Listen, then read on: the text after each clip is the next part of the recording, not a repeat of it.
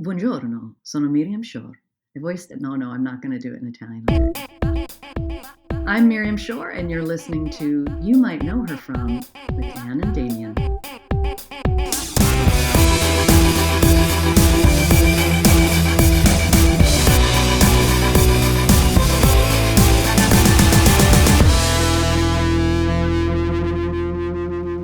We recently discovered that we were both children that loved latex masks. And I think that we put it together because we were realizing that we both were scared of but intrigued by Land of Confusion, the music video by Genesis, where the Reagan puppets look like essentially latex masks over Labyrinth characters. They're so sick.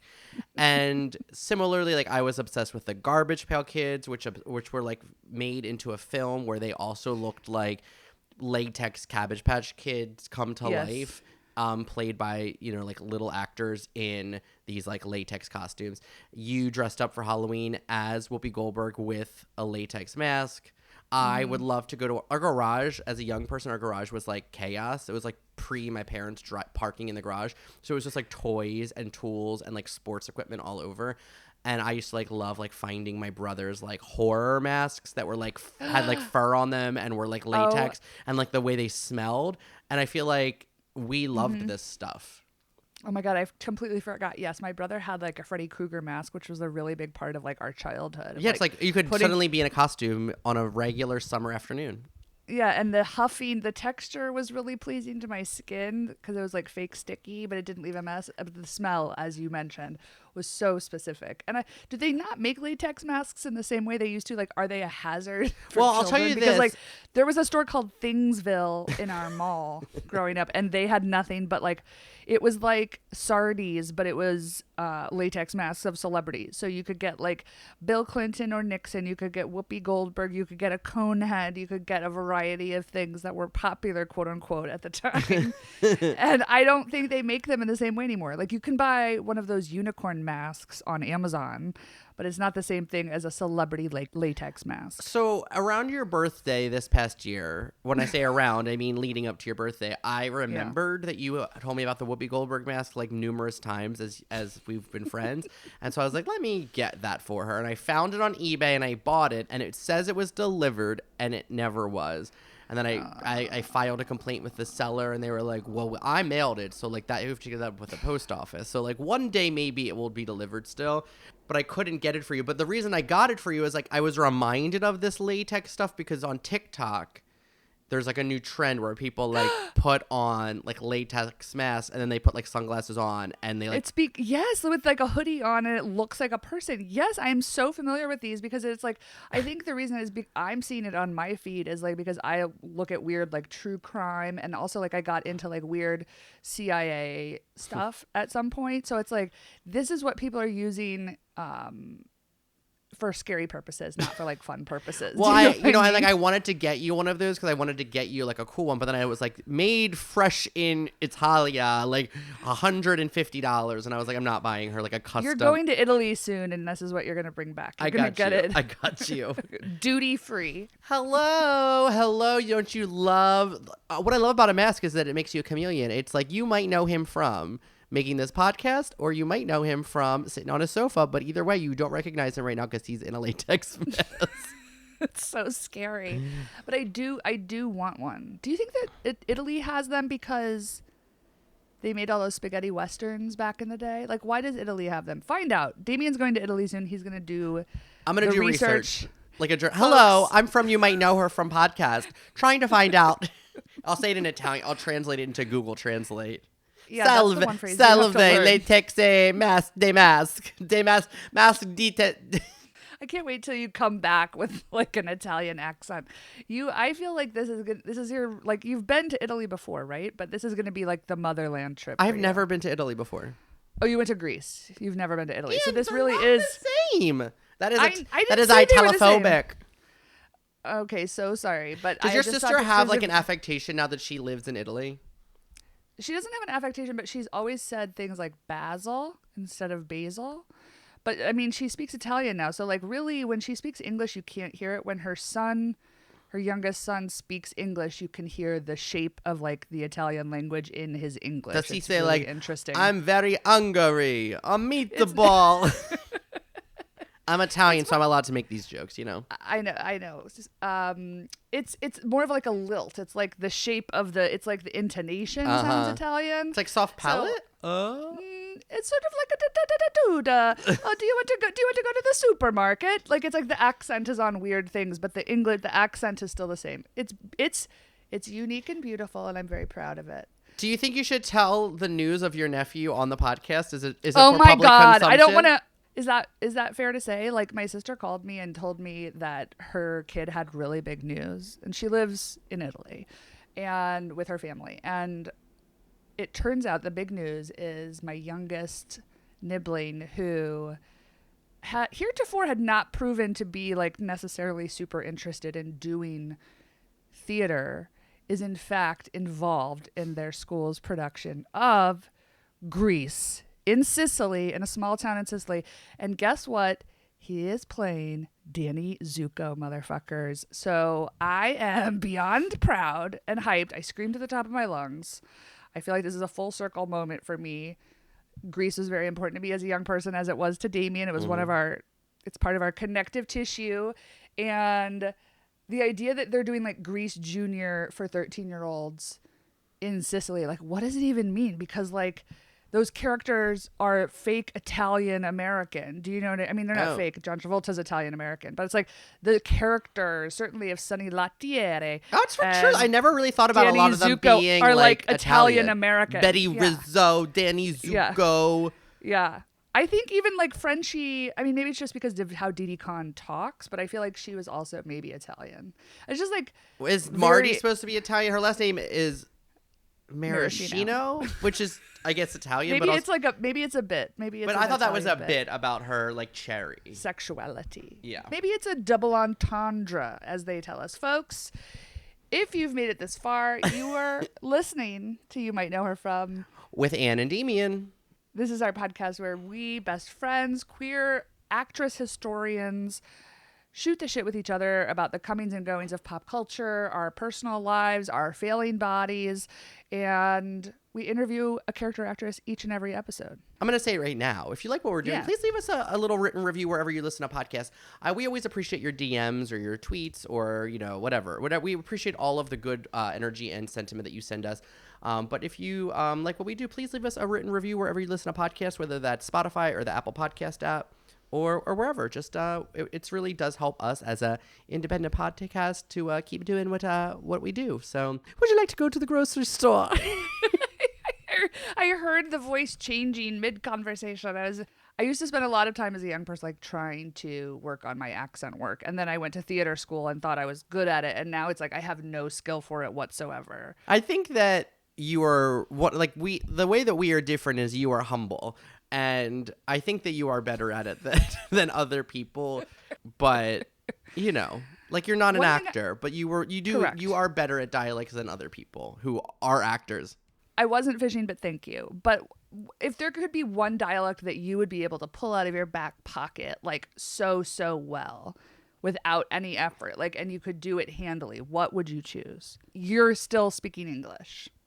Yeah, I would probably choose like New Jersey, like Philadelphia, New Jersey, New York. You know what I mean?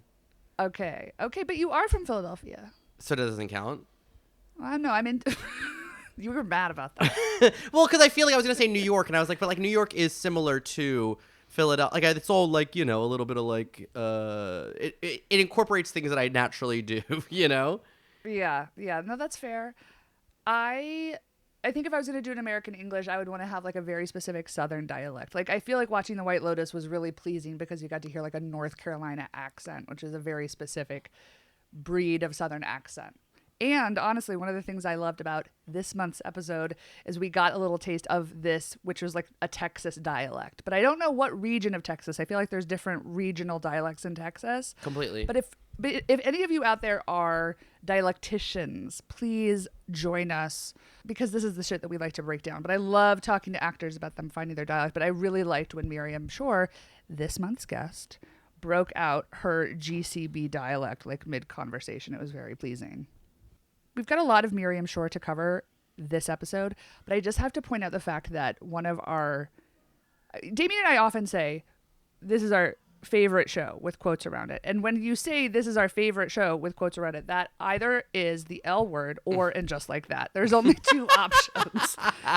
And so we say it to actresses sometimes so they know that perhaps we are in on the conversation. But Miriam Shor did in fact guest on And Just Like That season 2, and it's back. Thank heavens. The Pope is dead, but And Just Like That is returning on May 29th.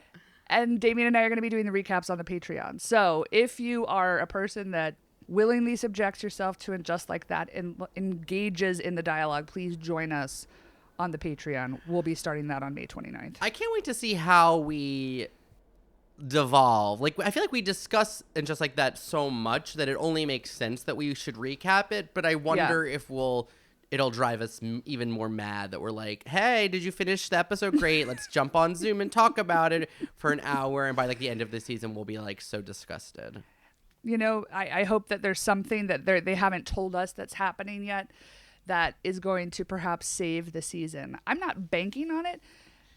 Like, do you think I guess they can't really kill anybody else off at this point because they killed off Big and then they just unceremoniously are killing / like getting rid of two major characters. And they also sent Stanford to be a monk. Oh my God!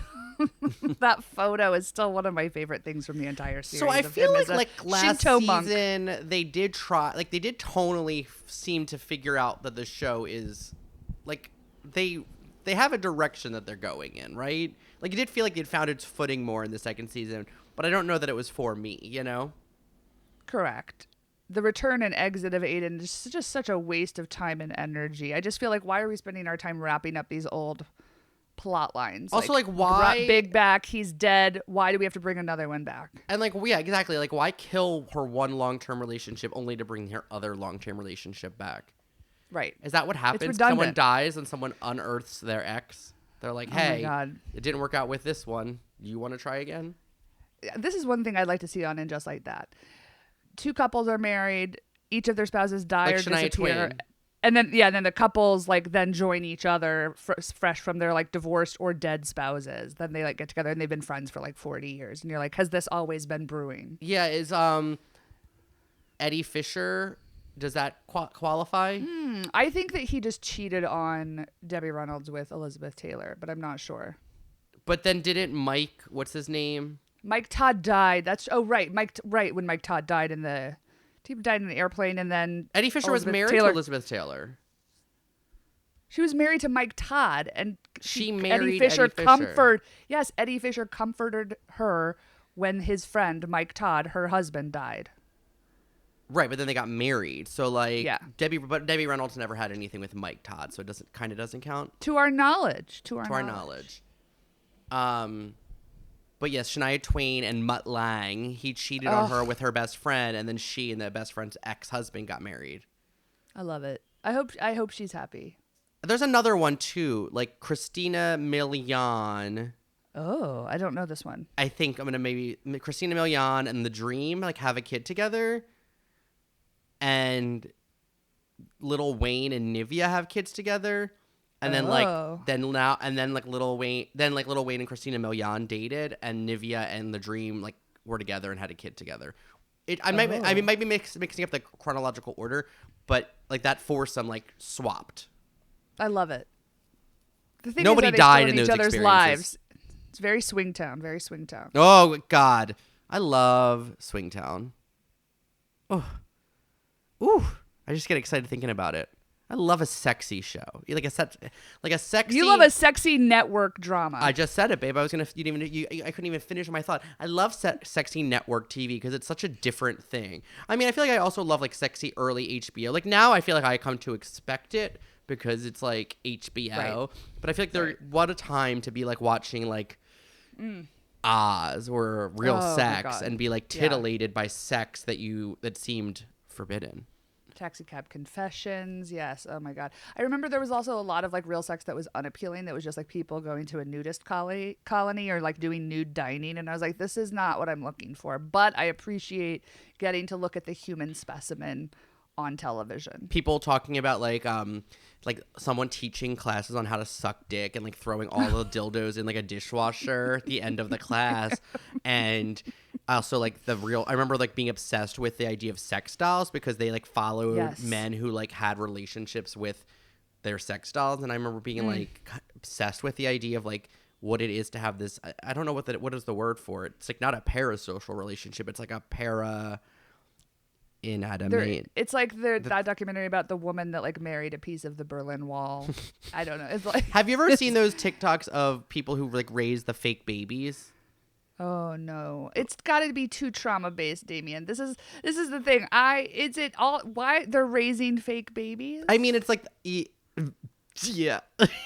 Okay. It's like the babies look really real and they like dress them up and like they care for them as if they're children, you know? I guess I'm saying I'd rather them carry around like a bag of sugar as a baby. You know, like, did you have to do that in school? We had to do that. I never did it. Like it was really reductive. I've seen it on shows, but yeah. Yeah, they did make us do it. It felt like a sitcom plot. But something about I guess we're right back at like silicone and latex. Something about the texture of those is appealing and terrifying. And I think there's a new movie. I know there's been plenty of movies like Lars and the Real Girl, and I think there's another one. But like, isn't that what that movie Companion is about? About like I don't know what Companion, but yeah, Lars and the Real Girl. Lars and the Real Girl? Good memory. I forgot about it. Look, if you and I had expendable income that wasn't going into this podcast, could we spend money on some large life-size doll? Yes. I wouldn't be opposed to it, just so that we could really go, or like, could we go to the testing grounds? Can you like test drive one of these dolls like you do a car?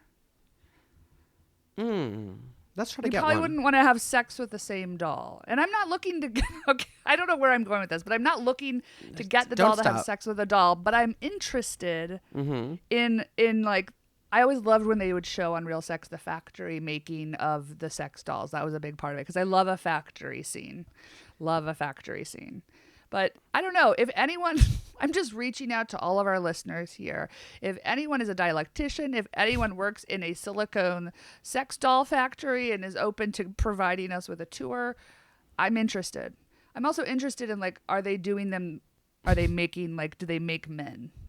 Do they make various genitalia? Like, I think that they choose? do, but like, I have to assume that they're much less. I just assume most of them employed. have like 3 holes and a set of breasts is what I'm presuming. And I but feel like if there are men dolls, which I'm sure that there are, that the people who are buying them are also men, you know? Interesting. I just think men are disgusting.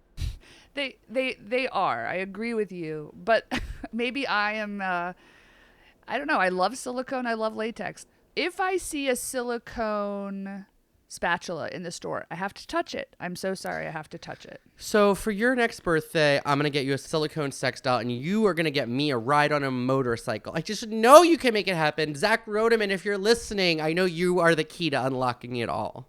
He really is. He really is. I only want to be in a motorcycle with you. I mean, other people can be there, but like, you need to be part of the experience. No, I'd be driving it. And I'd be in the sidecar with and you'd be in the sidecar, or you'd be strapped like to my body, holding and you, we'd be screaming in your holding ear, like a pad under us, running alongside us. I don't know that that's a fair monetary trade. I think that those dolls are like $12,000. Well, who knows who you might have to pay to borrow a motorcycle from a friend of a friend of a friend of Zach's. That's so true. I really hope we have a friend of a friend of a friend that can get us a silicone doll. Wow. It's been a long time, it feels like, and it's so good to be here with you and shooting the shit. I feel like we're firing on, I don't want to say all cylinders because it seems a little weird, but I feel like we're happy to see each other. We're happy to see each other.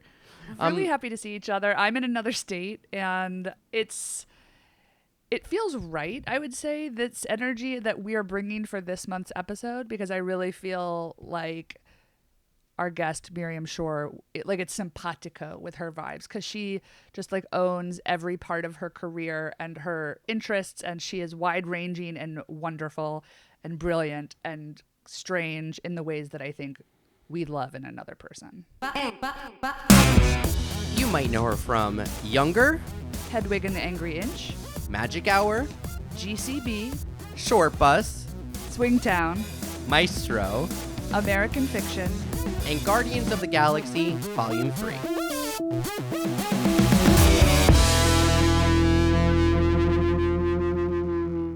I think this is 5 to 6 years in the making. We are so excited to have here with us actor and director Miriam Shor. Miriam, welcome to the show. Thank you. I'm so happy to be here. I'm always fascinated and interested and shocked, actually, frankly, when anyone knows who I am or cares. Oh my God. We have a lot to get into, but obviously over the last couple of years, you've appeared in prestige films like Best Picture nominees American Fiction and Maestro. You're part of the Marvel Cinematic Universe now as Recorder Vim in Guardians of the Galaxy 3. My God, you have a bald cap. And the scuttlebutt, you probably can't say anything, is that you're going to be in the new Superman. You can just give us nothing. That's not true. Okay. Oh, it's not true. No, there was something in there, but it no longer is true, and that's just the world. Oh, fuck it. Okay. I know. Well, I'm glad that you really got the bald cap action, and that's the most important. important. Oh my God, she's hot. I mean, for anyone who so hasn't cool. seen it, please rush to your online. I love it. Computer and look at that. So we have a lot of this to get into, but we want to say that we're most excited for the fact that you're headlining this new film, Magic Hour, about a once promising filmmaker who surreptitiously enrolls in film school after being dumped by her husband. So you've stolen tons of scenes over the years on stage, on screen.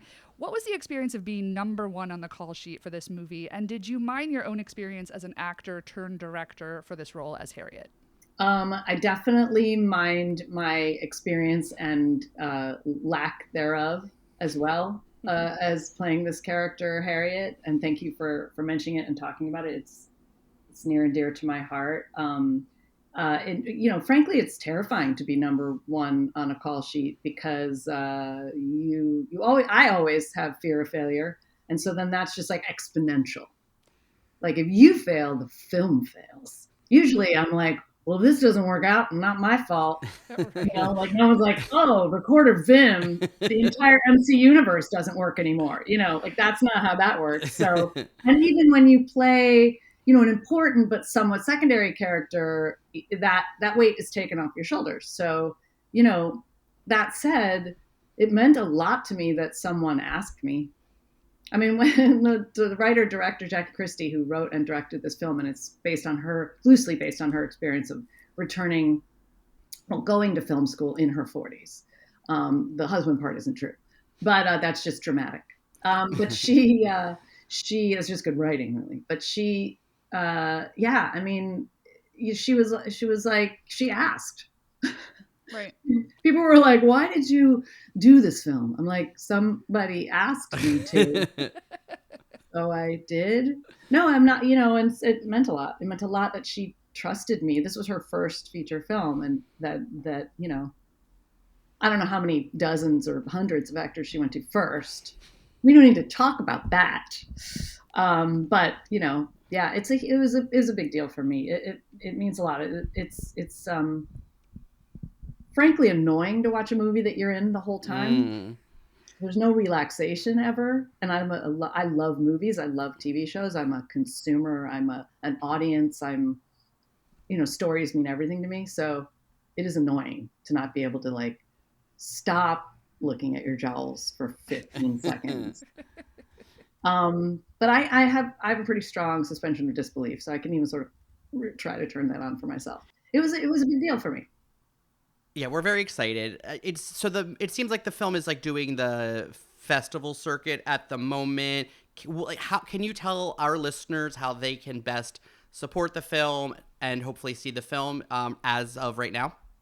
Yeah, I mean, so we just won the Audience Award for Best Feature Film at the Annapolis Film Festival. We were at the Santa Barbara Film Festival and got an extra screening by audience demand. We're going to the Miami Film Festival next week. So the audiences are really responding, and that matters because when you're a little indie film that's trying to make it, you have to convince people that people want to see your movie. Yeah. And so people asking to see it is a good way to convince them. So I just think that anyone, if you can get a little bit of an online push to have people be like, we really want to see this film, then you can go, look at these people, they really want to see the film. Right. And this is where everybody who represents me is like, and if you are on Instagram or any platform whatsoever. It's like so annoying and Didn't gross. start Though. in the early 90s. But I don't know how to do that, and I'm a dinosaur, so there you go. Yeah, it's exhausting, like Yeah. the state of the industry, I think, for everyone, but certainly for actors Yeah, I mean, at the forefront. I'd be curious. I think the audience feels like they have a little more access to the machinations of this business, Mhm. right? And the people they love in it and the shows they watch. I think the audience maybe feels a little more engaged in some ways, because it used to be that you could sort of watch it or not watch it or write someone a letter. Mhm. You know, dear CBS, we hate the show because it involves women who are empowered, or whatever, you know, your problem is. You know, and so I think for audiences, they feel a little more agency, but it's definitely tough when you're in it and you're expected to do kind of all of it now. Marketing, you're kind of expected to do everything. And I'm like, yeah, there's stuff I'm not good at and I don't do, and I just probably won't ever do. I'm like, get on. And also, it's like a full-time extra job. I mean, and Yeah. I know that probably trimming the fat is important in some industries, but I miss the days of like them putting a full marketing push. Like, I know people were so exhausted by the Wicked press junket, but honestly, I was kind of thrilled by it. I was like, they're really excited to push this movie. I know some people are irritated, but I was so pleased. I wasn't irritated. I was I on loved board. it. Yeah, Loved that totally. film. I loved those women. I loved seeing that message. I loved everything about it. I was like, yeah, you have a movie that you want people to see. Yeah. Because you're proud of it. And That's also, like, okay. independent film is just also so different than it was not only in the 90s, but in, like, the Yeah. aughts. Like, I feel like I was always seeing indie films that had people that are now, like, A-listers, but people who were, you know, like, theater actors turned film and TV actors who were, like, you know, and, like, that's, like, I want to see a movie, as an indie film with Miriam Shor as the lead, you know? So, like, I'd love you to just keep saying that. I mean, that's why you're here. We're Like, going to be, yeah. No, but I appreciate that, first of all. And second of all, yeah, indie film, you know, it's always dying, dead, or resurging, right? Like, Yeah. you know, so it's hopefully we'll keep doing that. We keep having more flat platforms where and you need to, as an indie film, your whole point is you're circumventing certain gatekeepers, Yeah. right? Or you're at those gates, just like, please let us in. So, you know, that's continued. It's just different gatekeepers, different gates. Yeah, I just want, it sometimes feels like 12 Years a Slave is like an indie, or like The Brutalist is an indie, and you're like, well, it's not. And then you're like, and then it's like the movies that are indies are like on Tubi or like Netflix for like $2. Like they're like a $2 budget, and you're like, everything is like all these like indies are now like old school TV movies. Like, let's just go back to the way it was, you know? Yeah, it's you know, gotta be scrappy. You've always had to be scrappy. And this, you know, comes back to me. Apparently, we're going to be talking about the 90s a lot now. I love it. This is what we're here for. But no, that's when I started, right? So you sort of compare and contrast how it is, how it was, and I did indie films in the 90s too, and I loved indie films in the 90s, and there was a sort of sensibility, this sort of scrappiness in the 90s that of making something without those gatekeepers that felt subversive, you know. Yeah. And I like that. So but I wish it wasn't so hard, you know. And Cord Jefferson, who wrote American Fiction and directed it, you know, in that film, I think it had $5 million budget. It really was an indie film. They couldn't get the funding at first. They had to fight for it. And it was just one of the most brilliant scripts I've ever read. So it shocked me when I heard that story, because I was like, upon reading the script, if I had any money, I'd be like, here you go. This is it. Right. So I was shocked. But he was like, do we need to make, you know, one $200 million film, or can we make, you know, $10-20 million films? And then he did a bunch of math while he was accepting an Oscar, which I like boggled my mind. I was like, dude, you're accepting an Oscar right now, and you're also doing math. So what else can't? And you're tall and handsome, and you've written a brilliant script, and you're a great director. So what can't you do? But yeah, so it does seem like we could sort of spread the wealth a little more. Yeah. Than we do. You probably answered a question in there, and then like 20 minutes ago, and then I just rambled. No, not at all. This is welcome to your podcast today. This is what, yeah, and this is what we like, and this is why we like love doing this project, because we like having these conversations with artists. So yeah, I think this is perfect. I do also love your editor. Okay, so Miriam, you played Diana Trout, boss and foil to Sutton Foster's titular 27-year-old, 40-year-old for 6 seasons on the Darren Star comedy Younger. You're so excellent in Younger because for all this like broad comedy and like over the top theatrics that you have to deliver, you always found a way to humanize Diana and ground the work. How can you talk about how you like mastered the tone of a big character like Diana? Well, thank you for saying that I mastered it. That's the trick. I mean, I feel like my impulse is to go so much bigger because I'm just a ham and a half. And so that's always like, right. I'm having so much fun. I'm, pulling scenery out of my teeth because I'm chewing it so much.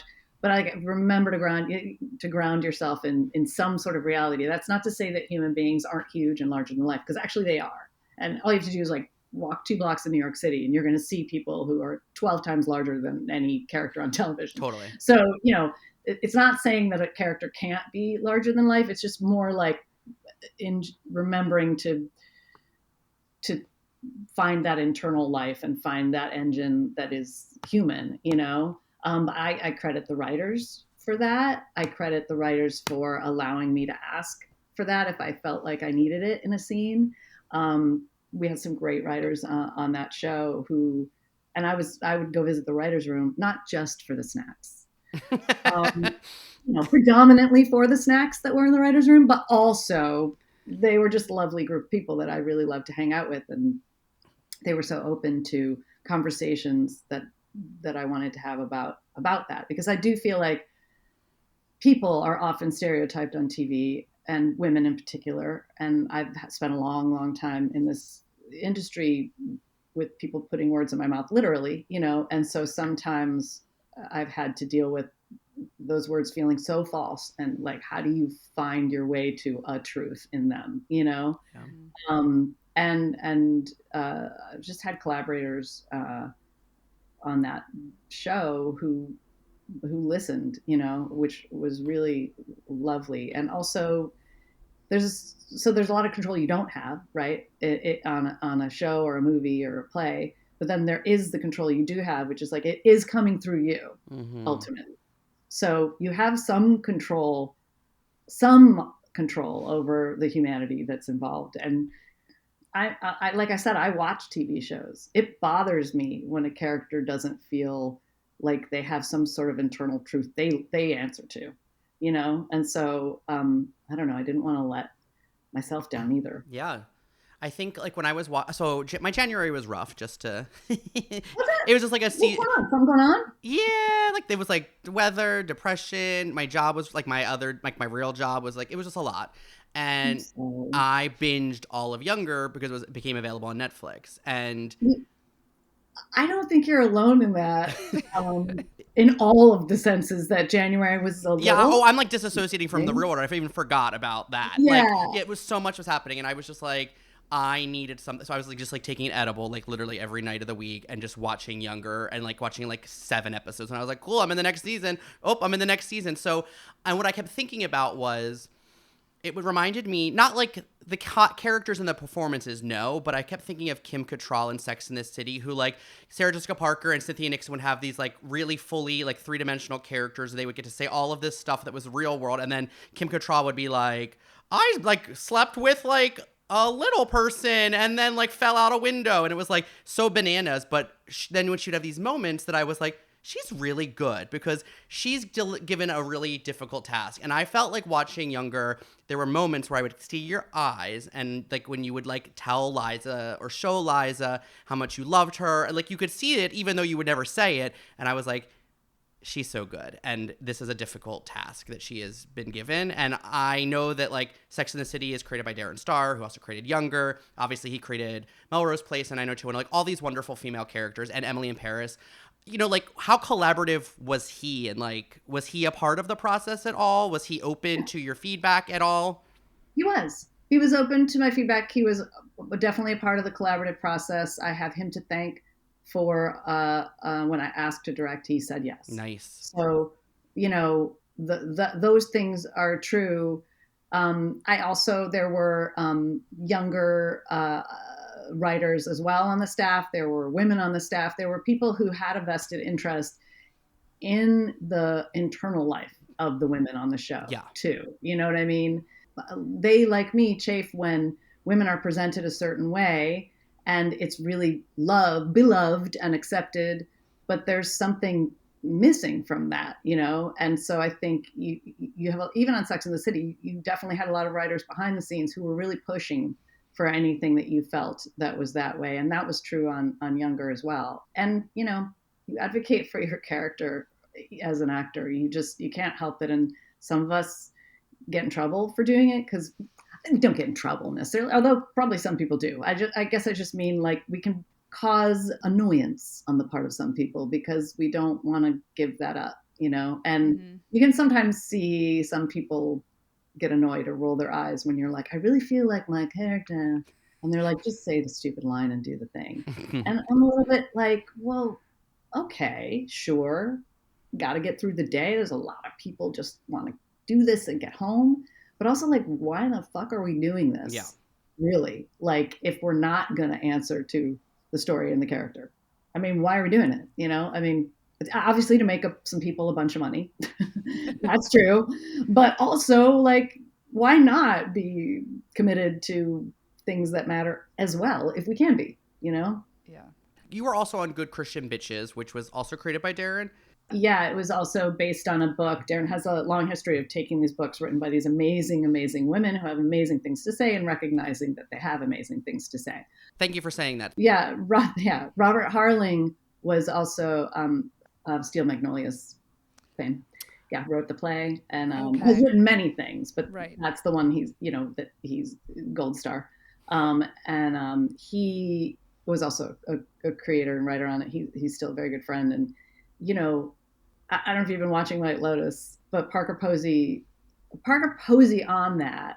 And, you know, you can say good or bad versus the other seasons, but I think Mike White's a genius. But I also think one of his genius moves is to get someone so fascinating that you just want to watch, do, and say anything. And Parker has created this character that, like, my husband and I cannot stop talking like her. Literally sometimes can't, like, we'll be talking to someone else and we're like, we should not be using this accent because we aren't, it's not, what are we doing? And we can't stop.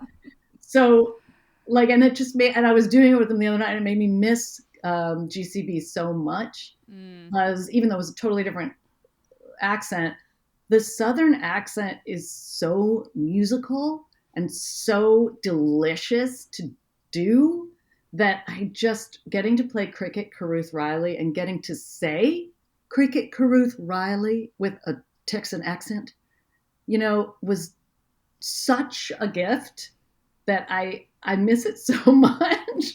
Yeah. I just miss overpronouncing WHs and words. Like, what and where and when. And when will I do it again?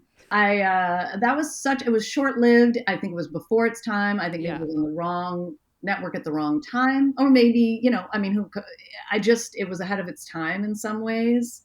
Although I don't know if it would float now, but I really loved doing that show. It gave me so many gifts, and also get to work with all those women who were incredible, you know, on that show. Yeah. Was also just like another gift, a little nugget that I will get to keep with me forever. One of the things I loved is you got to work with the legendary Patricia Field, who obviously did the costumes for Sex and the City. She did Younger. Diana gets to wear these huge, like, statement, chunky necklaces that sort of are more outrageous with each episode. Did you incorporate any of, like, that aspect into your personal life, or were you like, this is just like fun work day outfits, or like, did you incorporate any of the Pat Field, like, into your real life? Okay, well, it's funny. The reason I'm laughing is because I don't even wear a wedding ring because I wear so little jewelry. Like, it's just not my thing. So anyone who knew me well, and I dress like just like, I call it pajama adjacent. So, like, there literally have been times where I'm walking out the door and my husband's like, those are not outside pants. And I'm like, You don't get to tell me, dictate, what is it? You're like a man telling a woman what she can wear. He's like, no, there's just a giant hole in the ass and I can see your whole nether region. You're like, oh, okay, well, yeah, you're right. These aren't outside pants. So that's my actual fashion life. Yeah. So the fact that I played someone who was so dedicated to the armor that she put on to walk into battle every day, and that she saw it as battle, and that was really a part of how I viewed her. And if I were going into battle every day, I'd be dead. I walk out like I'm already wounded. Like I'm already about to, like, I'm not going to make it, guys. Like, I just don't have the walls up and all the things that I should probably, except that I'm a New Yorker. So I guess we come with some of those, but yeah, in terms of jewelry, like I did not, what I'm saying is no. It also was, guys, it was painful. Yeah. Having discomfort, literal physical discomfort. My shoes, my Spanx, my earrings, my necklace. I literally bled multiple times from the jewelry. I'm not even kidding. And the rings, the bracelets, they were restrictive, right? And because of that, I had to carry myself a certain way that I, Miriam Shor, would never move through the world. I need to be comfortable to move through the world. So being uncomfortable was a really good way to access Diana Trout. Yeah, that makes sense. She's constricted by so many things, and she's just irritated most of the time, which explains a lot. While we're in the weeds with younger, I just say that there is an episode where you sing 9 to 5 as a trio with Sutton and Hilary Duff in New York City piano bar Marie's Crisis, which can only be described as like a gay fever dream. Like, what was it like shooting in that small piano bar, which we love so much? And like, have you ever been to Marie's Crisis, like, to sing? Yeah, I went to Marie's Crisis when you were in the 90s. Of course. Like, yeah. It's like a New York institution. Yeah. So I had been there. Also, like, karaoke was kind of a big thing for me throughout the 90s and the aughts. We're bringing the aughts into this, okay? Even though it's an awkward word. Aughts. I love it. Okay. I'll validate that for you.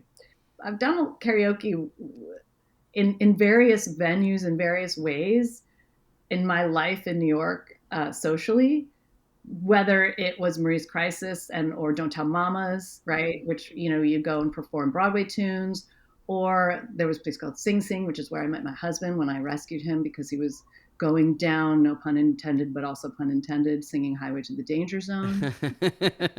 Went down in flames, and I was like, Mayday, Mayday. Came in and helped him out. Nice, smooth move. I was either the goose to his maverick or the maverick to his goose. You decide. But or Arlene's Grocery, where they did Heavy Metal Punk Rock karaoke. We would do that long before any of that became like known as a thing. So those were all like, I remember going and a group of us would go, Bridget Everett being one of them, and we would go and do karaoke. Can you imagine doing karaoke with Bridget Everett? Not that we all didn't know when we were watching her. We were like, so she's a star. Right. We were just like waiting for the world to catch up to us. And luckily, it seems to have finally. Yeah. But the answer is yes. I went to Marie's Crisis. And filming there, well, first of all, it was small and sweaty, just like it should be. But it was so enjoyable to be doing that. That was a dream come true. First of all, 9 to 5 in and of itself. Yeah, totally. Movie, everything about it. Anything Dolly Parton has anything to do with is sacrosanct. You know what I'm just remembering, and the reason I forgot is because I was drunk. But Anne and I, the last time, not the last time, but one of the last times Anne and I was at Marie's Crisis, we were drunk and like had gone after like a dinner or something. We were like, oh my God, it's early. Let's go to Marie's Crisis. Like, it's a weeknight. It won't be annoying. And there was a young girl there who was like, hey, have you guys been here before? And we were like, yeah, we come here like once a quarter. And then she was like, oh, I've like just moved to New York, but I saw this bar on Younger. And at the time I hadn't seen it, so it didn't make, like, I was like, okay, whatever. But now I'm like, was very touched. Now that I'm like, this is a full circle moment where I remember. Do you remember this, Anne? Yeah, completely. It was very sweet. Sweet. And That's I think so like they have a great. sign up that you can't take any videos there now, which I think is maybe because so many people go because of Younger. Like people talk about it, I think, in ways that it used to be like a musical theater adjacent person's kind of bar. And I think that Younger has really opened it up to a lot of people in a beautiful way. Okay, I think that's fantastic. I do think that sometimes some of us from the old school get a little annoyed when our places, Yes. Yeah, of course. right? But this is part of, by the way, this is part of aging. This is sort of what the show is about too. Yeah. Like when your places and your spaces and your ideas and the things that you feel that you identify with, someone else comes in and starts identifying with them, but in a different way. Yeah, my hackles can go up a bit for that, right? And Totally. I think that's part of aging is trying to be gracious in that space and not just be annoyed, because I think you can be both. I think you Yes. can be like, well, I'm annoyed, but also Like it's amazing. I'm glad Marie's isn't like turning into a Chase Bank. I'm glad Oh that people my are keeping God, it right? open, you know? So I feel like the bar is low in terms of just like, yes, let's get warm bodies with cash in there because we need it to stay open. That said, I think they did the right thing. If they're saying you can't, because the point is, if we're loving theater, we Right. get theater one way, and that's the way that you go. Yeah. You got to Yeah. be there, and if you weren't there, that's what makes it precious. Ah, you weren't Totally. there. Go try and find it again. Yeah. You know what I mean? Yeah. So that's a way to preserve that while still allowing new people in. You have to allow new people in, otherwise it just decays, right? We don't want that. Yes. I think that's beautiful. And, you know, you're speaking our language with regards to other people mainstreaming the thing that you've loved for so long. Totally. Yeah, And it's hard. you know, it's tough. Well, Yes. that's also being a New Yorker, Yes. right? Like Yes. being a New Yorker, you're like, you don't even know. Back in the Right. day, we used to, but of course you came in and there were a bunch of people saying the same thing. So, Right. it's cyclical. There's a great book called St. Mark's is Dead. Looks at St. Mark's from the 1600s until like a few years ago. And so you realize, right, it's cyclical. It doesn't really die. Yeah. Right. It's just reborn. It's a resurgence in its own way. And the world looks different when you're 40 than when you were 20, you know? I mean, when I turn 40, I'm sure I'll find that. I take your advice. I mean, I take your word to heart. It really is. I had this moment where I live in the Lower East Side, and I just had a baby, and my baby was in my little baby carrier, and then I was walking around in a complete and utter daze because it just rocks your world to have a kid. And then she had also just vomited all over me. But I wasn't cleaning it up. I was just walking with it on me and her. Because it just happened, and in sort of a daze of like, oh, this is my life now. I walk with people's puke and poop on me. And by the way, there was a part of the 90s that was also true. So I'm walking around, and these tourists came in when they were like, hi, yeah, hello, can you tell us where is East Village? And I was like, oh, yeah, I mean, you're in it. And they were like, yeah, but like, where's cool?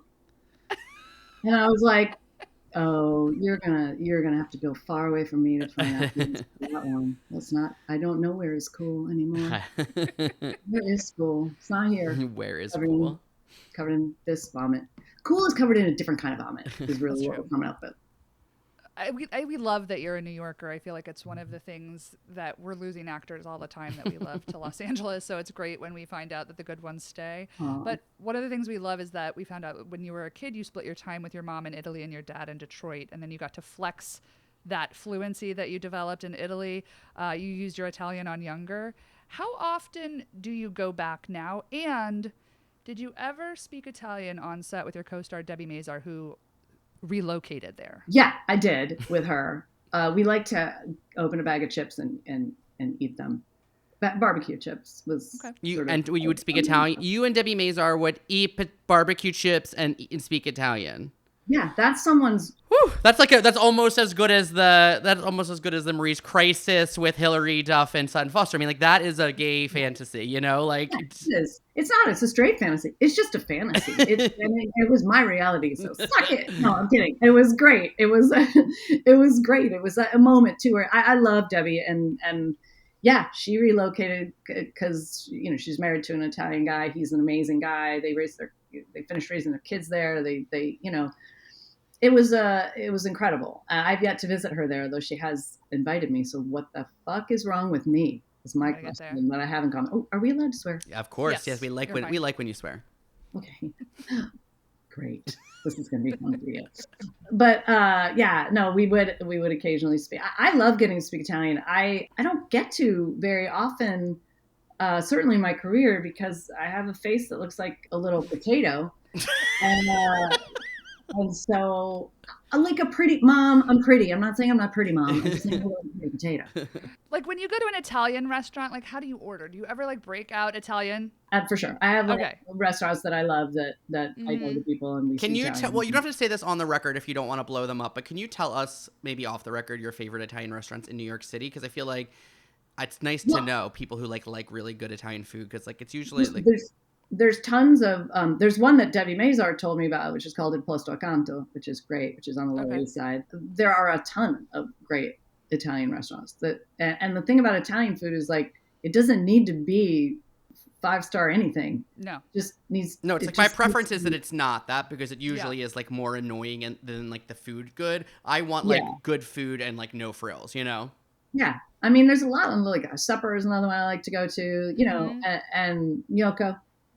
Great. And I tend to, if there's an Italian person who speaks Italian, speak Italian with them. And it's, you know, I'm sure if and when I go with my kids, they're like, oh my God. Sometimes they don't mind me speaking it.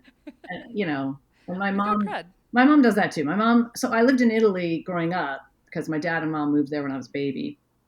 So my dad could teach at the Accademia in Venice. And then we moved, after living there for a while, we moved back to the States, to Detroit.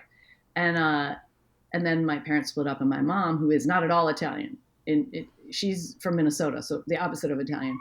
Oh, they're coming for me, guys. Bye. Sorry. Nice. Time's up.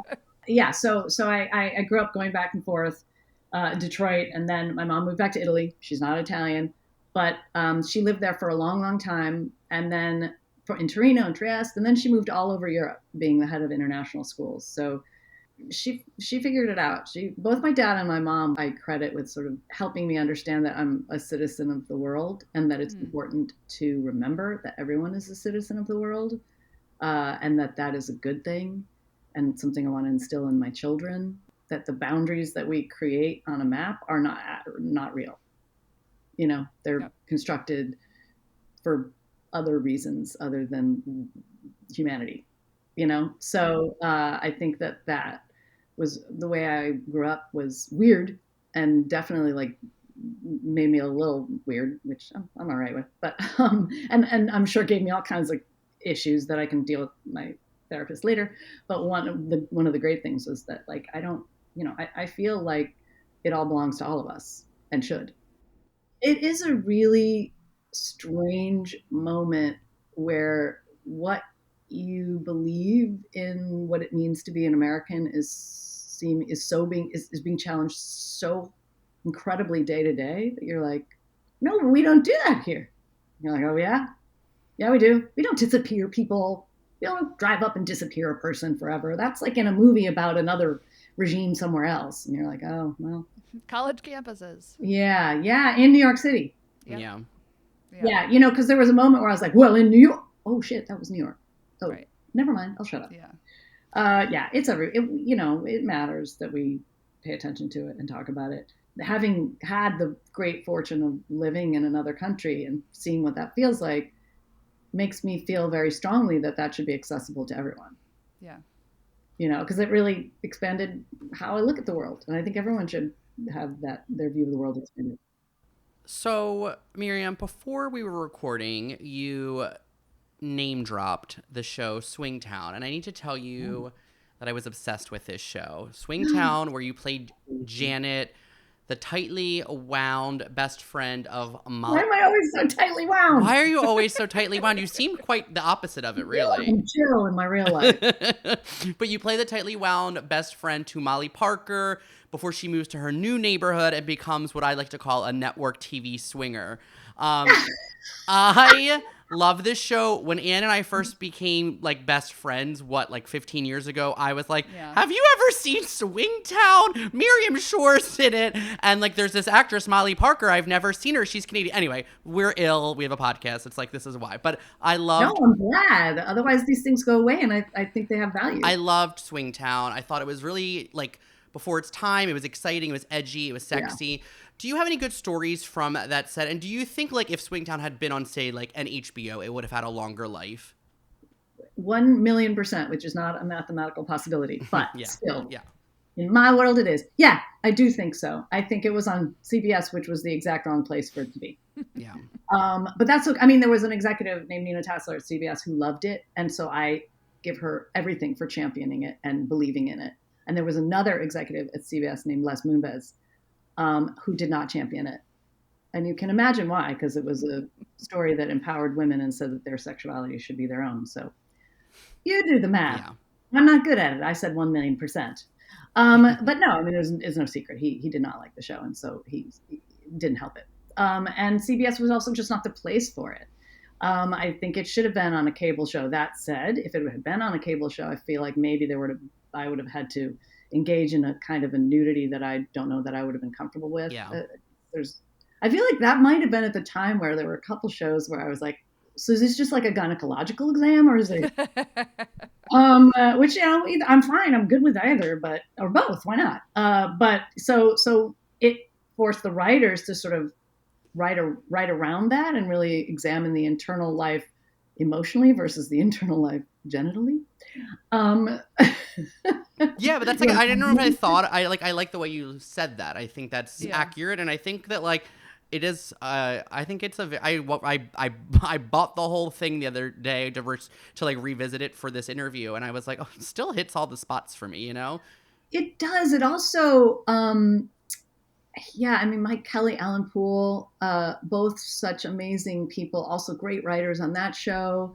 You know, they had a vision that was interesting and wanted to look at who we were as a country by looking at who these individuals were in this moment of change, you know, and which I think is a really great way to look at it, you know. It was also a really fun show. It got to play with the music of the time, which music is so important, I think, in telling stories, or can be, you know.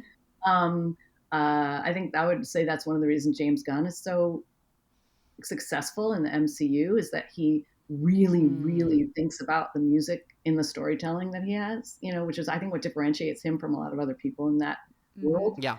I'm sorry, universe. Yeah. But yeah, Swingtown was very special, and it was a heartbreak because we could all tell it was special. We could tell it was something, and it was just getting kind of slammed. And there was a million moms, which was like 4 moms, who also can't do math, and writing against it because, you know, amoral or what have you. It was about sex and, you know, and out of wedlock sex and sex within wedlock, also out of wedlock, you know, swingers. But at the same time, it was like CSI was showing a kid who'd been murdered with semen found in his neck. So I'm like, I'm sorry, wait, what do you have a problem with? You have a problem with consenting adults, but not with that? So it just felt like such hypocrisy. So yeah, that was a real heartbreak, but again, that's a nugget that I keep with me too. That character, like these characters are always with you too. Like the great writing, you always pulled from them, you know, what you got to play, you now have done. And so that's like in your wheelhouse forever, you know, or in you forever. And it shows up in other characters in other ways, you know. And then the people on that show are just, I'm still in touch with them. They're also great. So, you know, that's a gift I got. I just wish more people had gotten to see it.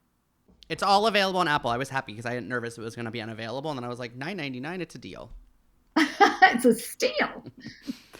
Okay, so let's talk about some of these great roles, because at one point, Miriam, you were regarded as a downtown darling, thanks in part to your role as Yitzhak in the original 1998 off-Broadway production of Hedwig and the Angry Inch. This show, of course, became this like huge phenomenon, and then you would go on to reprise your role in the 2001 feature film. so often, heartbreakingly, roles are recast when a musical moves from stage to screen. Yeah. So can you tell us, like, how did you get involved in the original production? And was there ever any doubt in that interim between 1998 and 2001 whether or not you get to play Yitzhak in the movie? Yeah, I mean, okay, so that was my first show in New York City. Wow. That was my first audition that my agent sent me on, Oh my God. right? So it was a really weird, mystical kind of experience.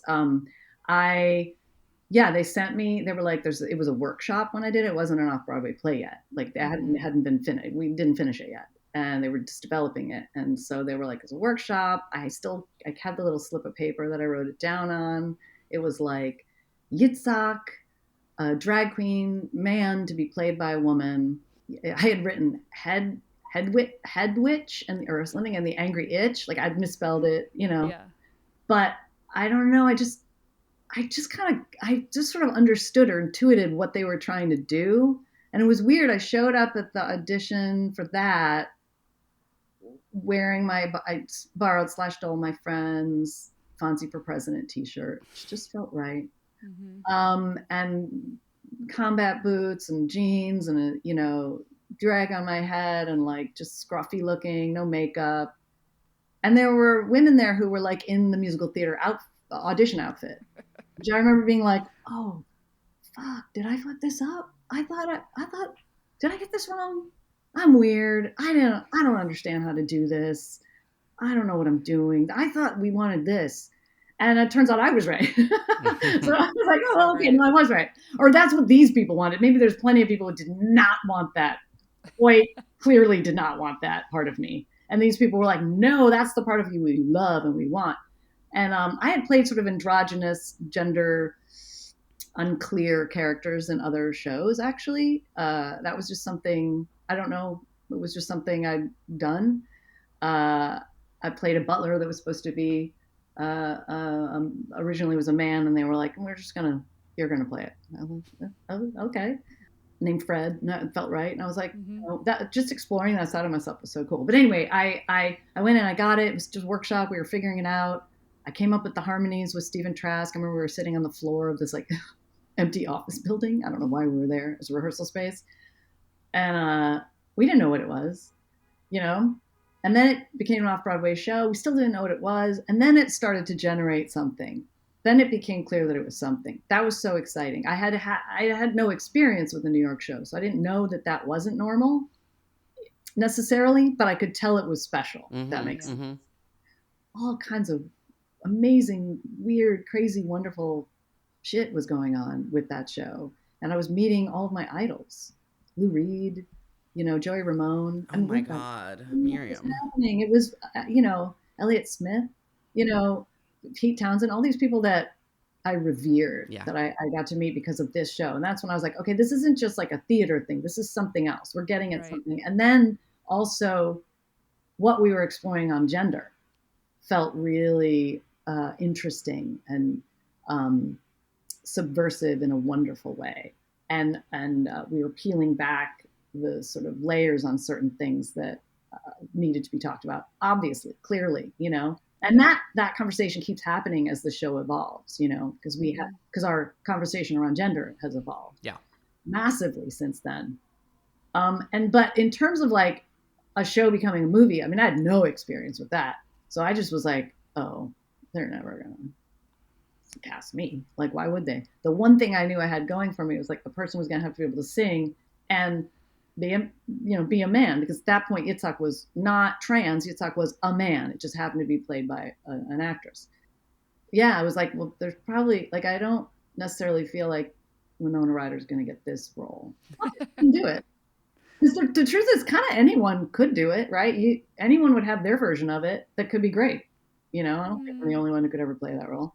And maybe it wouldn't work, but I'm not. I don't. If it's a piece of theater, many people have to be able to play that role, right? Sure. If it's a good piece of theater, that's. I agree, but I do think I revisited the film for the first time in a long time. I like bought the Criterion Blu-ray because I was like, I'm so excited to get to rewatch this for the first time in like 15 years. And it is so special. And I think the movie, I didn't get to see the original production. I got here 1 year after it Oh, closed it off was pretty Broadway. cool. And yeah, and I did get to, what did I see? I saw Debbie Does Dallas, I think, in Oh, the I Jane heard that. Street Yeah, too. yeah. That was like my homage to hoping to have seen Hedwig. But it really is, it felt so special to watch the film. And even if that was the only piece of the original production that I ever got to see, it really does feel like, I'm sure, other people have played it and we'll talk about that in a second, but I do feel like you and John Cameron Mitchell are just incredible in it. And I can't really see it.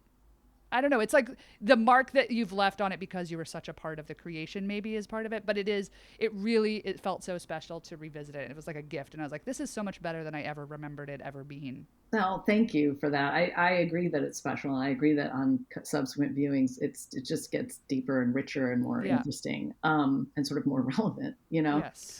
But yeah, that's kind of the difference, right, between theater and movies, is that movies are tangibly printed on something that then is what we see, right? And so they can't really change. We change while watching them, and that's how they change, right? Mm-hmm. Whereas theater is different. It's a totally different animal that changes with every different person or different night, So I was so lucky that John and Stephen and everyone who made the film felt that magic we created in the theater was valuable enough to try to maintain in the film. Because that's not always true. We know that. I do think I had the fact that I created the role, that there was no Yitzhak before. They didn't know what Yitzhak was, and they just were like, hey, here, help us create it. So I felt like that was helpful. I don't know what the conversations were behind the scenes. I'm sure someone was like, well, can't we get this famous person? Like, I'm sure there's no question someone. But they didn't you didn't have to audition. It wasn't like. Didn't have to audition. Okay. Thank God. Because I feel like that. There's a version where that would happen, and you'd. Well, John was directing it. Right. If John didn't direct it, then we would be having a different conversation. Yeah. I guess that's a good point. It is. I did do the Sundance Film Lab with John, that helped him develop the vision he had for the film, the script, but also was when he sort of really got the validation that he should be a director, and someone validating you in that shift is huge. So, I mean, I think it was Robert Redford who was you should definitely direct this movie. I mean, other people said it too, but I think, hearing that from Robert Redford must feel kind of great. And that was fun. So I was on its journey through so many iterations of its development that I'm just glad they valued it. And I'm sure I owe John Cameron Mitchell and Stephen Trask that, for valuing me. Do you look back at that era in different chapters, or is sort of the workshop into the stage version a different part than the film? Are they part of the same whole, or are they completely different experiences for you? No, they're completely different experiences. Yeah. Mm-hmm. I mean, that's one of the fun things and helpful things as your memory gets a little rough as you get a little older. That's one of the helpful things of each project you do. I feel so lucky, if you're a performer, a creator in this art form, theater, film, television, is that your projects kind of are like different folders that you can pull out and kind of go through and look at what you were like at that time, what the world was like at that time. It's super helpful to just keep those memories alive, because some of them are, films that you can go back and watch and they spark memories, and you have to hold on to the other ones that aren't, and often you have friendships that you keep from those too that help you keep those things alive. But yeah, no, they're really delineated for me. Much in the same way, the fact that I traveled 1 year, I spent 1 year in the United States, 1 year in Italy, that allowed me to keep my memories in a certain way too, where I was like, oh, right, at this age I was in Italy, at this age I was in Detroit. So I can sort of put those memories in a place where it's easier to access them, where they aren't all. That's so fascinating. Demi and I have this conversation once every 2 years about how living in Los Angeles I was just gonna really fuck with your memory. It's like every day is the same, the weather is the same, everything always looks the same. I mean, now there's different kinds of things affecting California, but in general, it's like what I love about Four Seasons, let's say, and how it helps your memory, and that's another reason to vouch for New York. Yeah, no, I mean, I do think, I've always been super ornery about New York versus LA. I feel differently about it now, because it used to be that it was New York or LA, and now it's not. There's so many different places, and there's wonderful things about that. but I think we are losing something by leaving LA. Yes. That I feel sad about now, that I'm like, oh shit, I didn't value that enough. I should have. We should have held on to that a little bit. We should hold on to that a little more. So I do want to say that, like, you know, there's something so incredible about California and that world in Southern California that and Hollywood that values something. And when you leave there, that value is lost. And I don't want that. But I have always been like, you know, I just feel I'm literally more grounded in New York because you literally have to walk on the ground. And I hate driving. Yeah. And I felt so isolated when I was in LA. I always felt like the difference between living in a bubble and living in a community. In New York, you're forced to live in a community because you're side by side with people you don't know every single day and their messiness. And it can be difficult and loud and annoying and smelly, especially if you're standing next to me and I haven't showered. But, you know, at the same time, we're all New Yorkers. So, you know, I feel a sense of community here that I struggle with anywhere else I've lived, not just Los Angeles.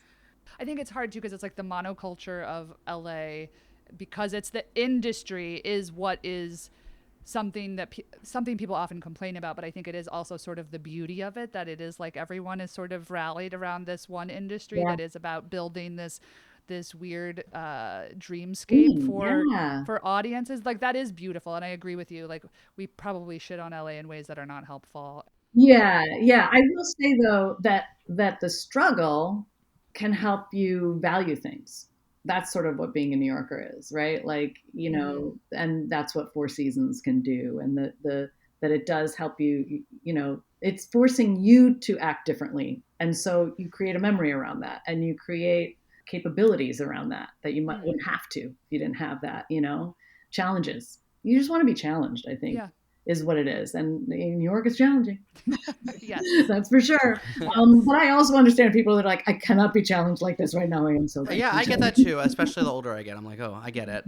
Yeah, and especially after what we've gone through with COVID in the last 5 years, you know, we're all reevaluating.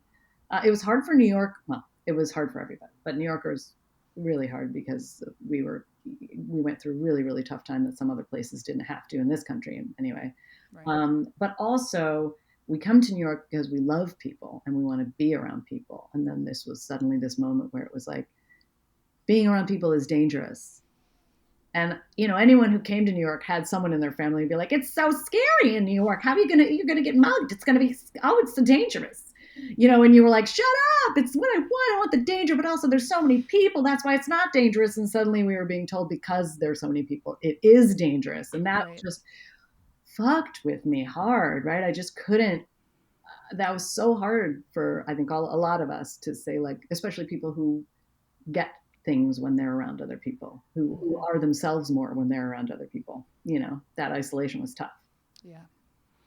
Well, so it's like, speaking of like memories and like perspective, you know, taking it back to like Hedwig, at like the show like hit the mainstream with the film. It was nominated for a Golden Globe, and then there was the 2013 like Broadway production with Neil Patrick Harris and Lena Hall. Did you see that revival, and like what was that experience like seeing this very downtown show that you helped create premiere on Broadway? Yeah, it was so trippy. I was there opening night. I was, you know, it was so lovely. It was amazing. It just, you know, we joked about it all the time. We were like, Hedwig on Broadway on 178th Street. You know what I mean? Like, we were just like, it'll never be on Broadway. And the fact that it speaks to how far we have come societally. You know, like, I remember hearing someone talk shit about Hedwig, the off-Broadway play, and how it was just like a gay play, or how it was like, they were speaking disparagingly about, you know, that it was just challenging in a way that they thought was disgusting. And I was so pissed off. It's like, I was about to be like, hey, and then I'm like, hey, calm down. That person's just, you know, just has that opinion. So whatever. But, and they're an idiot. But then I couldn't have imagined in that moment, really, that it would then be on Broadway, you know? And so the fact that it felt like leaps and bounds for progress, you know, artistic progress, but societal progress, you know, that we could have a conversation it was profound for me, and on the one hand, again, it feels similar to what we were talking about with like letting new people into your space, right? Totally. Like Oh my God. part of Yeah. what Hedwig was that it was transgressive and subversive and dangerous, right? And that was important to it at that moment and in the film. It was an important ingredient. And so some of that is lost when you're on a big Broadway stage. It just is. Like you're not as dangerous if you're on a big Broadway stage as you are on some made up space way down on the West Side Highway when that was not a safe place. Not safe, but it was a little bit seedier, let's put it that way. Had more character.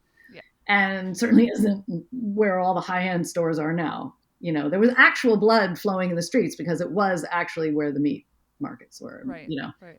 So yes, there's a party that's like, oh, some of the subversiveness and danger is gone, but what you're getting is a greater conversation amongst more people, which you want, Right. So and you're reaching people, you're reaching new communities. Yeah. Yeah. And you hope that the message is still there fully, I think it was, but it's always going to change because it is theater, and theater is going to change with every revival and every night and every new actor that comes in. It's just going to change and become something new. And if you can't accept that, you shouldn't write a play.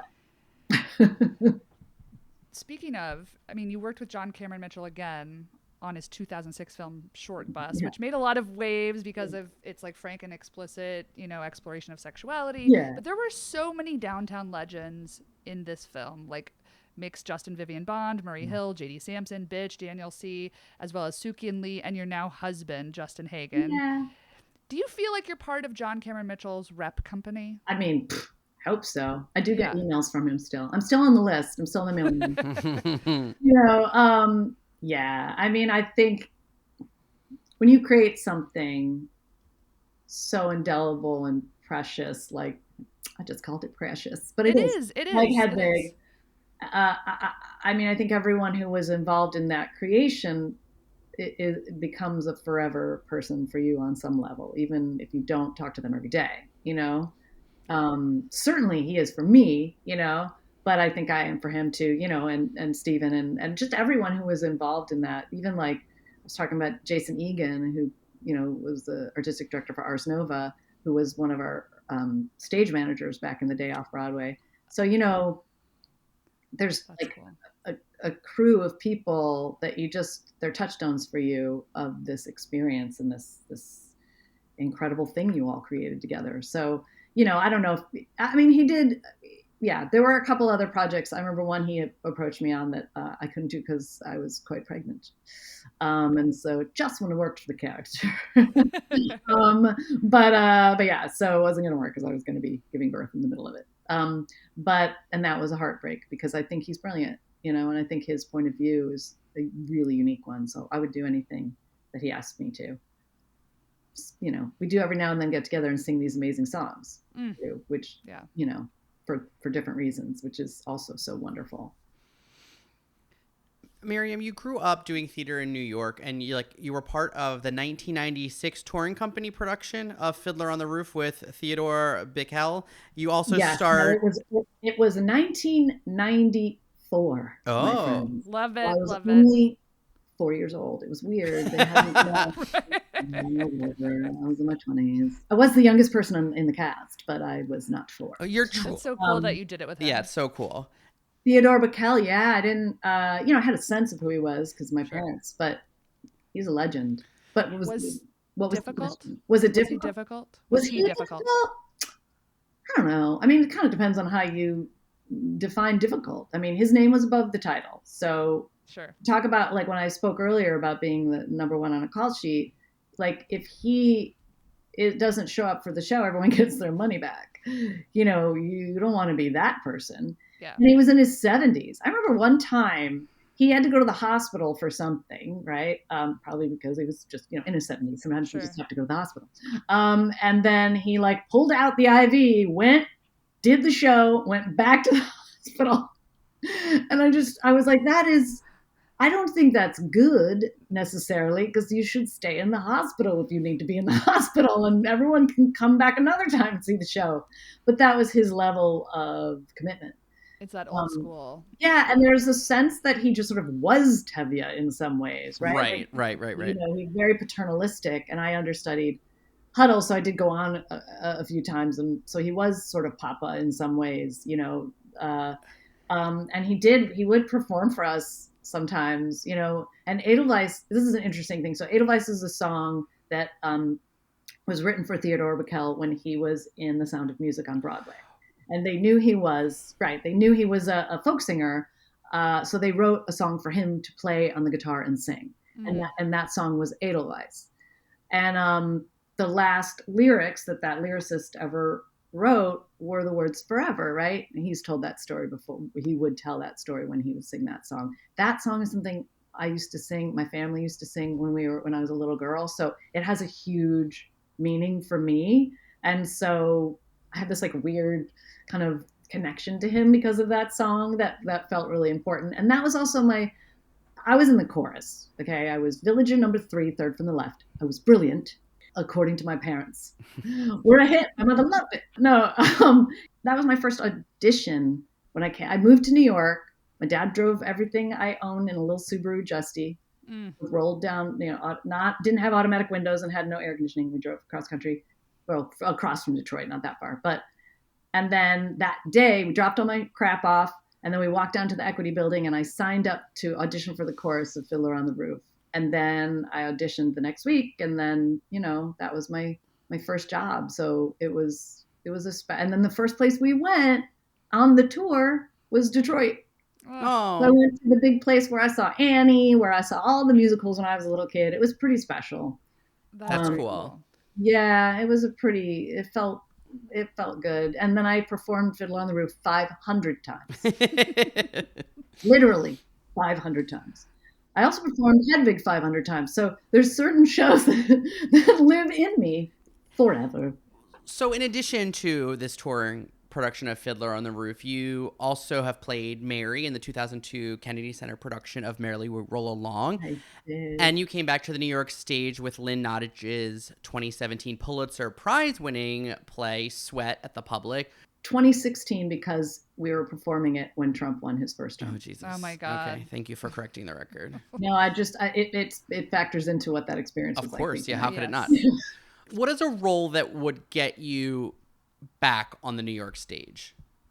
Ooh, I don't want to not be on the New York stage. That's not why I haven't been on the New York stage. Okay. I mean, some folks who find success in film and TV are like, I don't want to do that anymore. It's like, it is exhausting. It's draining. It's like, well, you know, it's all those things. Yeah, I mean, I will say having little kids makes it hard to do theater because your day at the office starts at the time when the kids come home from school, kind of, right? So you miss bedtime. You miss a big chunk of their lives.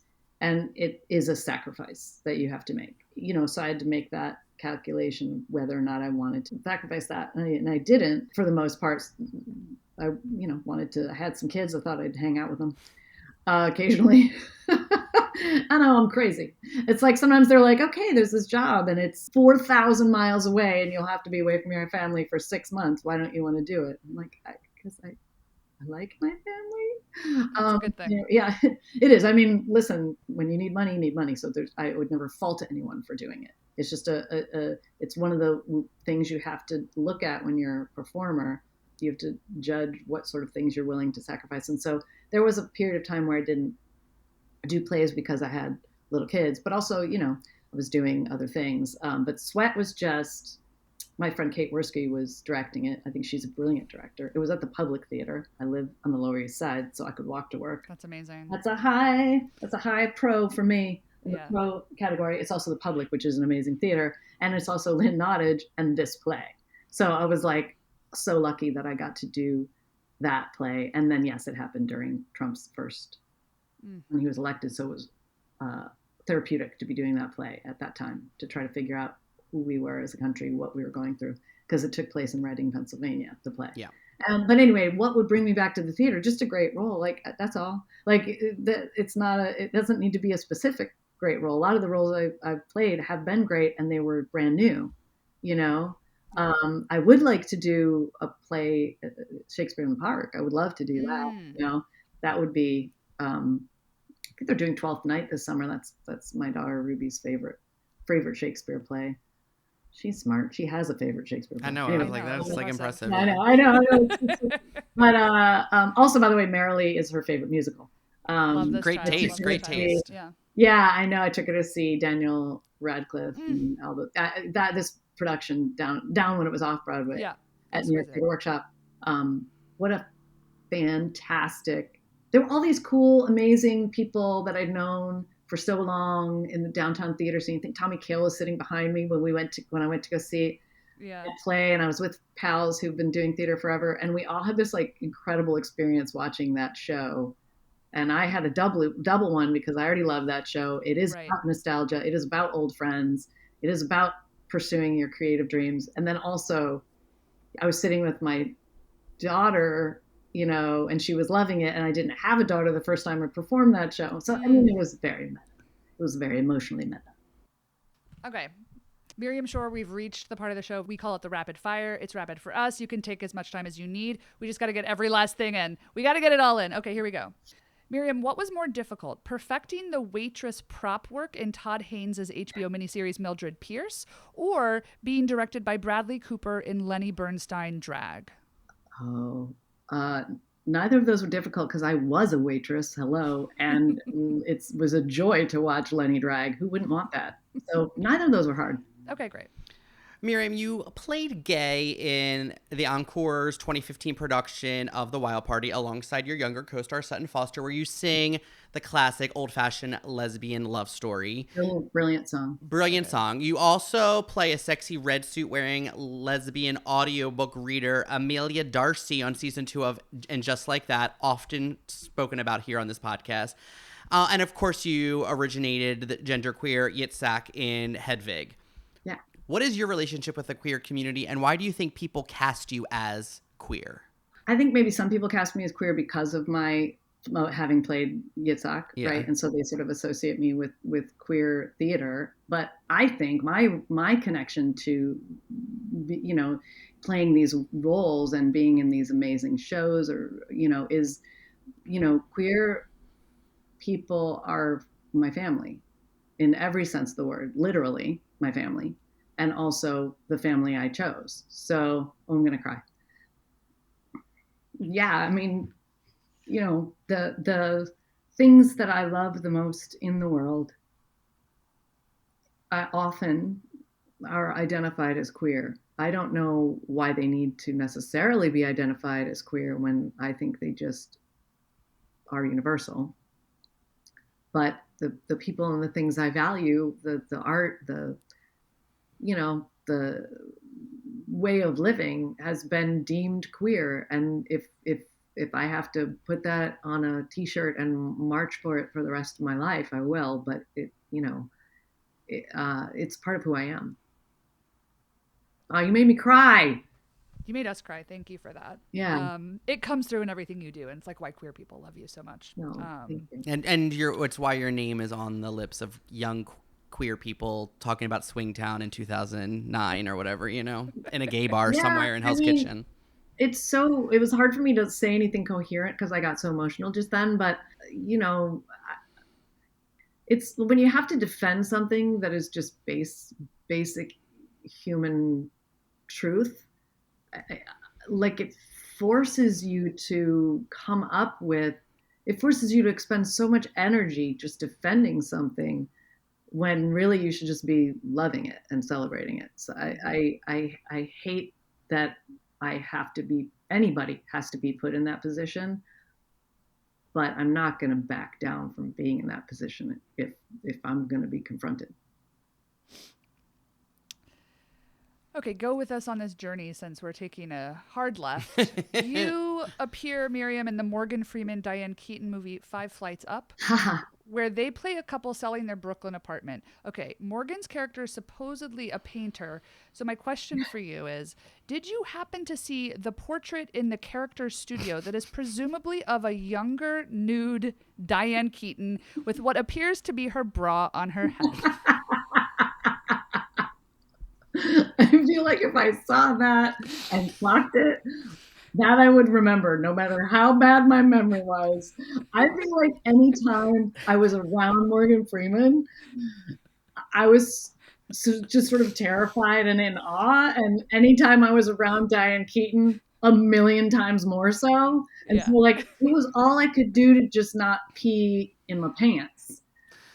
Cynthia Nixon was also in that, by the way. Yeah, she's awesome. She was the realtor, right? And a friend of mine, and a friend of mine. So like she would sort of ground me, and I'd be like, "Is that how In Just Like That came to you? So you guys got to make out? That's nice." Yeah, I know. I'm also friends with her wife, Christine, who's the greatest, smartest human on the planet, and their kids. And like our kids went to school together, and we just known each other for a long time. Those are, I mean, talk about an amazing human being, Cynthia Nixon, performer. Forget it.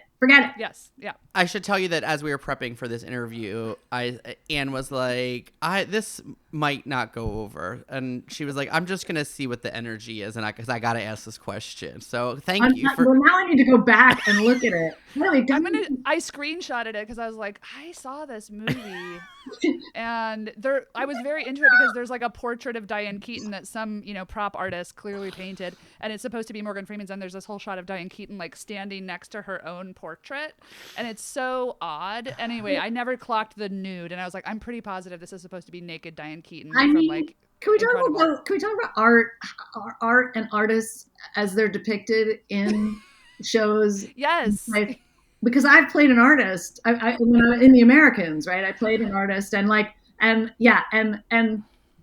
you couldn't find someone who could draw worse than me.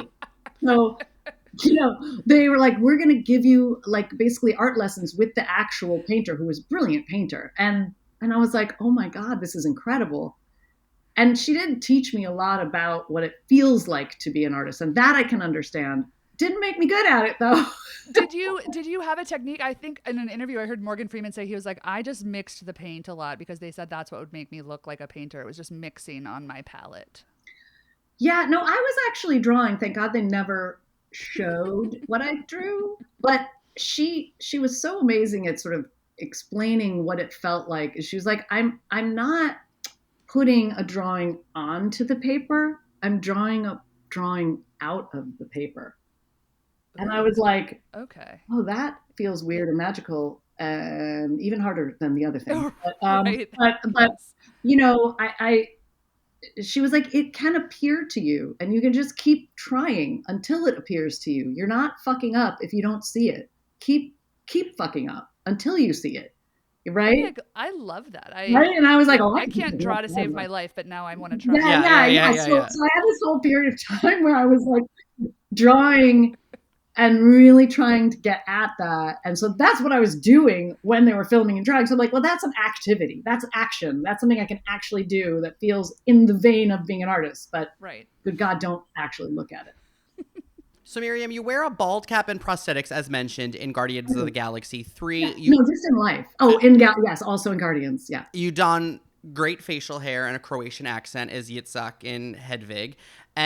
Which do you prefer? Wig work, dialect work, or prosthetics? What helps? My daughter or my son? How dare you? I won't choose. I think we asked Jessica Hecht this, and she was like, well, it's all about teeth now. She was like, now they gave you fake teeth. And I was like, whoa. And I already have a thing about my teeth because they're so beautiful. You have to notice my teeth, is what I'm saying. You have great teeth. Damien's number one thing is teeth, and he loves I was like, I've never seen her wear fake teeth because you can. You're not going to not see my teeth. Let's put it that way. But you know what? I love all of it. First of all, would you ask that of a drag queen? Honey, what's more important, your persona or your wig and clothes and makeup? You can't. But like, what helps you get more in character, like a wig, or like a fake at all? I really like. I actually would say makeup.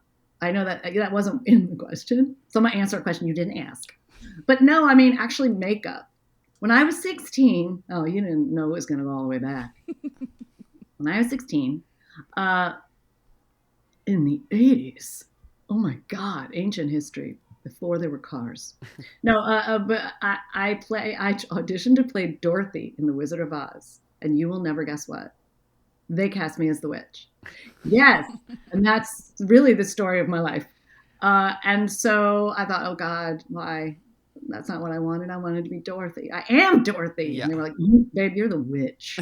And I put on prosthetic makeup prosthetics, and green makeup.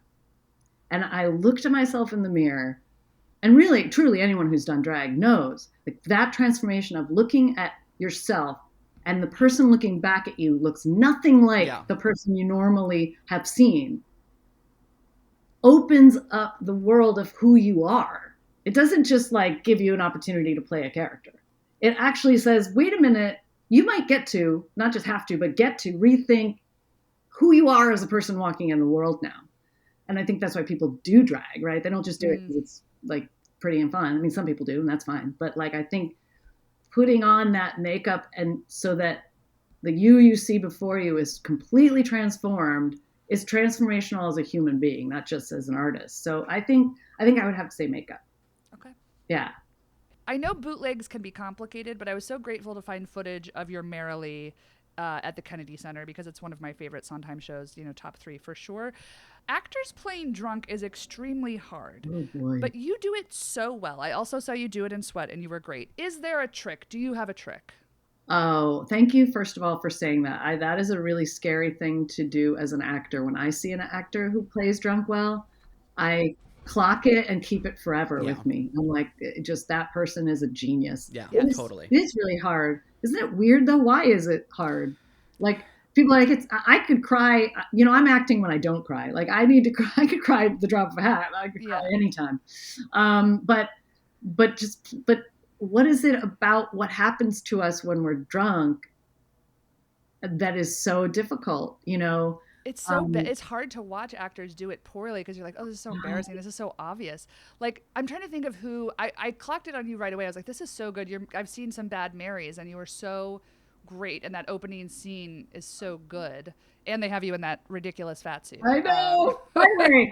So for those who don't know and didn't see the bootleg or the actual one at the Kennedy Center, my Mary, I wore a fat suit, and as I got younger, I got skinnier, and it was a pretty big fat suit. I didn't mind it. I thought it was an interesting take, but I had friends come see that, and then I was like, "What'd you think of the fat suit?" And they were like, "What fat suit?" Oh my God! I swear to God, I was like, "What?" I mean, it's pretty obvious from even. What? Yeah. I know. I thought that was an interesting conceit, but after a while you're like, okay. Right. But yeah, I mean, I remember Adam Scott. I think Adam Scott does John really well. He's interesting. So good at it. I've seen him I saw in Severance, which is, God, he's so brilliant in that, but he's so good at that. But then there was another movie and I can't remember what it was, but I remember being like, this guy, holy shit, that. Right. I remember in American Psycho that Samantha Mathis is like supposed to be pilled out at a dinner, and I remember being like, this is so good because like my instinct of like being pilled out, like I don't know how I would do being on too many pills, and she's just like so like she's present but not, and it's like that's hard. So like I will always remember that performance just for that scene alone, because I'm like, oh, you did a good job of like being pilled out, but also like it's like getting yourself into a sort of headspace. Drunkenness is just like allowing yourself to look as stupid as human beings look.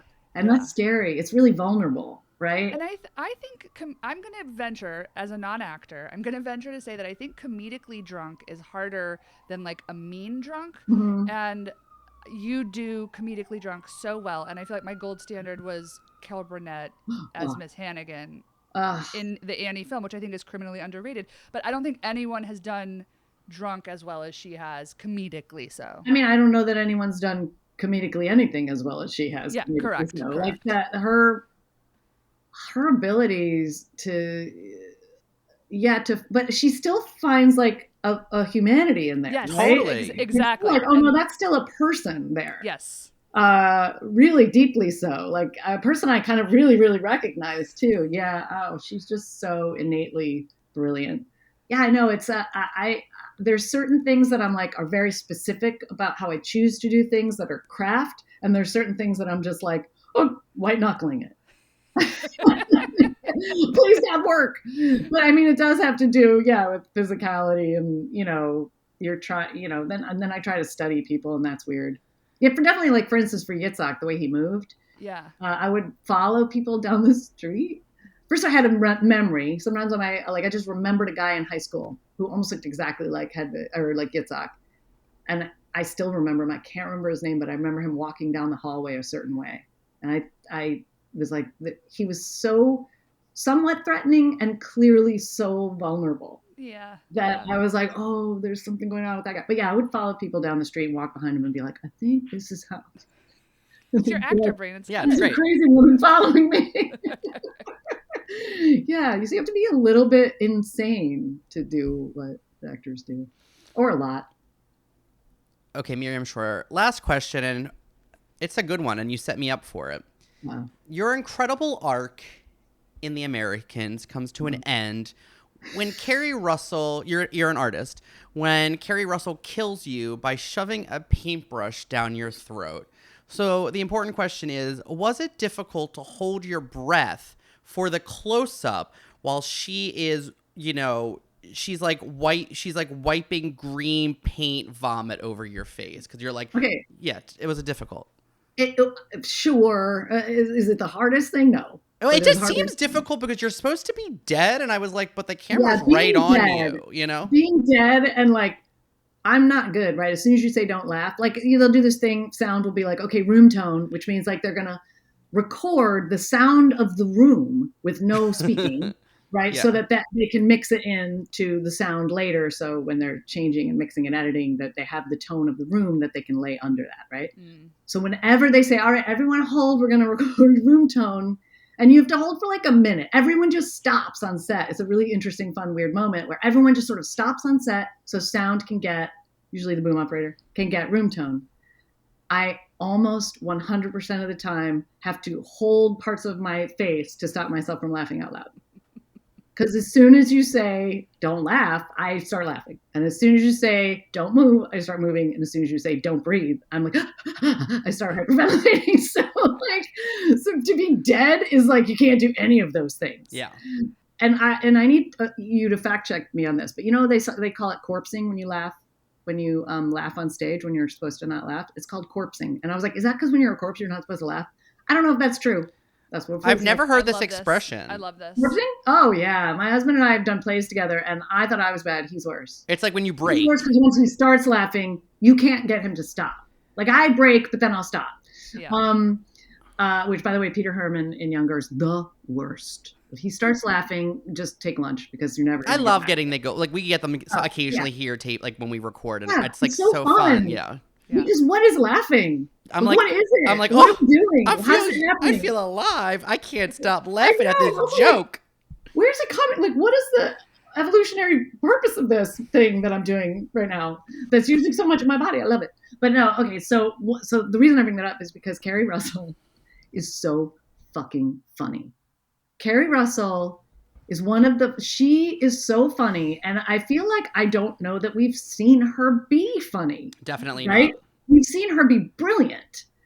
And she was making me laugh so much, specifically on the day when she was going to murder me by shoving my own paintbrush down my throat so I'd choke on my vomit. Just such a sweet way to go. So she was making me laugh. And I was like, what are you fucking doing? God damn you. And then, of course, I can't not joke too. And so like they were giving me this green vomit, and I told everyone in the crew that I would give anyone $50 who ate a spoonful of that vomit. No, it's totally edible. It was made of edible things. That's why it was in my mouth. The props people are incredible. They come up with all these, and there were different vomits, different textures, different colors, and I had to taste them all. I thought it was funny and fine. Nobody on the crew would do it. So, and then the camera is very, very, was very close to my face. The camera guy was like on the bed. That's what I'm saying. And we want it to be a really important moment. We want to get it right. So we're trying to be very serious. And then right before they yell action, Carrie's like, I told you not to sass me. I'm like, mm-mm. So yes, it was difficult is my answer, but not for the reasons you think it would be difficult. It was actually really fun. Because as actors, think about when you're in your backyard and you're playing your play pretend games when you're a little, even maybe you do it now, I'm not going to judge. But when you were a kid, most likely, like you would do like the green death scene. You would do all these crazy things. And you're like, I want to try it. I want to try what that feels like. So like death scenes are fun because you get to finally try it. And that one was especially fun because I got to choke on my own vomit. I did just play a scene where I had to dye, and it was very cold, so my eyes kept watering and blink, and like one of them kept blinking. I was like, oh my god, because you're supposed to do that thing with your eyes stay open, and then you're dead, and your eyes are open, but you're dead, which is fun to pretend. But then when the whole crew and it's 4 degrees outside and your eyes like blinking, and I mean, it was just like I'm failing everyone right now. They were all very kind, and I think it went fine. That was a super fun show. Also, Matthew, speaking, so Carrie's not the only funny one. Matthew Reese, I love him. I think he's so also good. is one of the funniest people I've ever met. And he didn't direct that episode, but he directed one of my episodes of Younger. And the two of them were just so delightful. I was like, how do I make them my best friends forever? And I do love that they fell in love on set. Yeah, and they're both, I get it. I fell in love with both of them on set. They were already seeing people. But someone far funnier and cuter than me anyway, so couldn't. Either one of them. I would have taken either one of them. Yeah, same. Yeah. Like, whichever. I'm here, or both. If you want a throuple, I'm good. But Matthew Reese was directing, and I was just prepping, I think, at that point for directing my first episode of Younger, and so I was asking him all kinds of advice, and he was a joy of a human being and so encouraging, and it was really nice to like watch an act. And I think he like made a mistake on something, and instead of feeling like, he just owned it right away and was like, well, fuck that up, okay, let's and I felt like, oh, he gave me so much he made me feel so good. So yeah, I would do anything with either of them at all, anytime. Say the word. On or off camera? Yeah. Oh yeah, no, obviously. Miriam Shor, this has been a total pleasure. Thank you so much. Oh, thank you guys.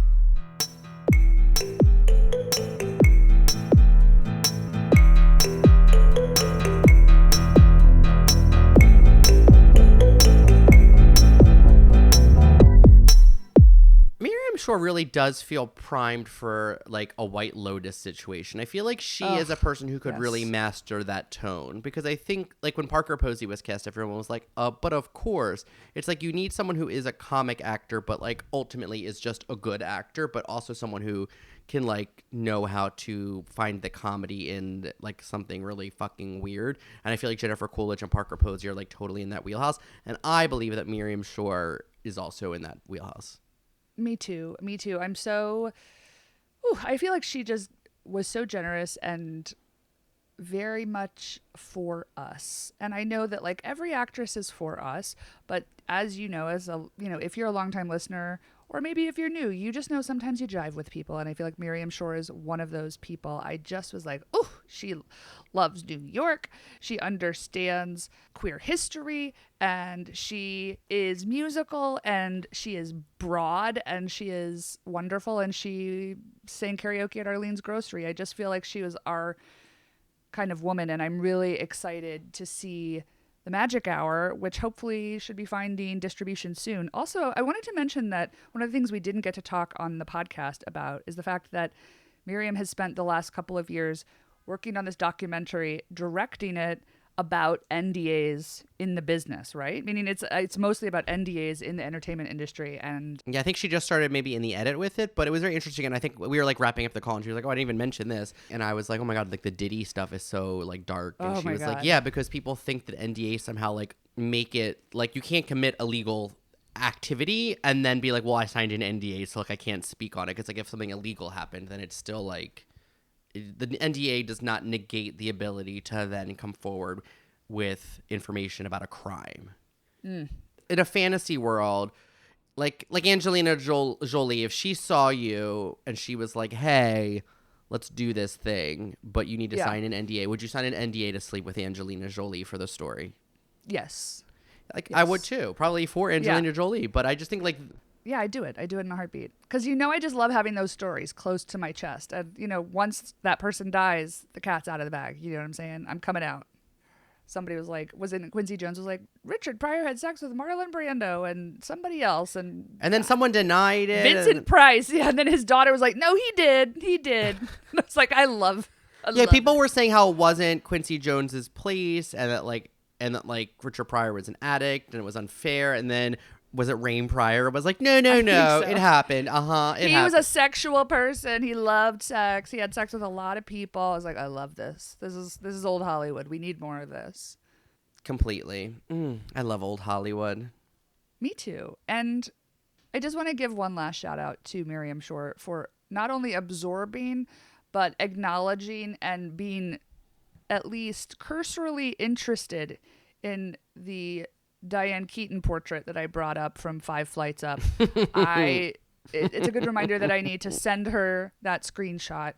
We'll put it in the show notes. Don't worry. But I just as I said, you never know if you're going to jive with people or if they're going to pick up what you're laying down. Or sometimes, we just say, we'll wait till we get there. And if the room's not right, we'll skip it. Well, I felt like the room was right. And I felt like I read it correctly. She's a treasure. Miriam Shor is such a treasure. Long may New York house her and keep her safe.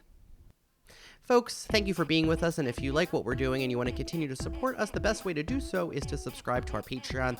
That's patreon.com/YouMightKnowHerFrom. Actually, right now we're sort of in the process of building a project about musicals. What do we call it, Anne? Connecting the dots, and it's sort of we're just trying to crack open some titles that we really like, Rent being one of them. So currently we are separately reading 2 books of Sarah Schulman's, People in Trouble, and also Stage Struck, which is about the history of people in trouble being somewhat used for the characters in Rent and the backstory around commodifying 90s. the AIDS epidemic. So if you want to join projects like that where you're book clubbing stuff with us or where we're recapping and just like that, please subscribe to the You Might Know Her From Patreon. We really appreciate it if you do that.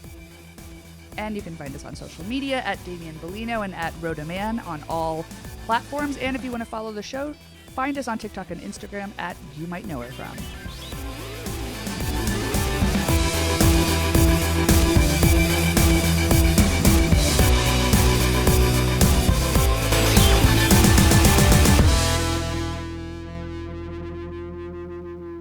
Who do you think will have a really big comeback one day? When we're old, who will be will Amanda Bynes be in a movie and be a revelation when she's 60 and we'll be like, oh my God. She's going to get the Mickey Rourke maybe.